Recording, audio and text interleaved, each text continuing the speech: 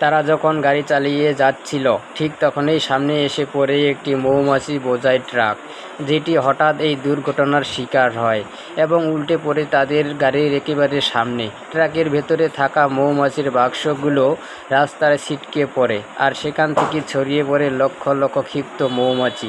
মুহূর্তেই সেই মৌমাছিগুলো ঝাঁপিয়ে পড়ে ট্রাক ড্রাইভারের উপর। লোকটি প্রাণ ভিক্ষা করে সাহায্য চাইলেও তারা আতঙ্কে দরজা খুলে সাহস দেখাতে পারেনি। ফলে মৌমাছিগুলো ভয়ানক আক্রমণে ড্রাইভারটি মারা যায়। এদিকে মৌমাছি ঘিরে ফেলে পুরো গাড়িটাকে, এমনভাবে যেন মনে হচ্ছিল এই বুঝি কাঁচ ভেঙে তারা ভিতরে ঢুকে পড়বে। তখনই তারা তাড়াতাড়ি ফোন করে পুলিশের সাহায্য চায়।